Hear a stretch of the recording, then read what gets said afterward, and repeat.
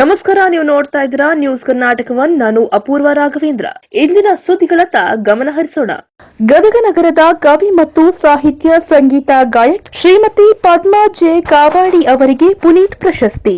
ಗದಗ ಜಿಲ್ಲೆಯ ಧಾರವಾಡದಲ್ಲಿ ಮಾರ್ಚ್ ತಿಂಗಳಲ್ಲಿ ನಡೆದ ಕರ್ನಾಟಕ ಫಿಲ್ಮ್ ಫೆಸ್ಟಿವಲ್ನಲ್ಲಿ ಕವಿ ಮತ್ತು ಸಾಹಿತ್ಯ ಸಂಗೀತಗಾರರಾದ ಶ್ರೀಮತಿ ಪದ್ಮಾ ಜೆ ಕಾವಾಡಿ ಗದಗ ಇವರಿಗೆ ಪುನೀತ್ ಪ್ರಶಸ್ತಿಯನ್ನ ಕೊಟ್ಟು ಸನ್ಮಾನಿಸಲಾಯಿತು.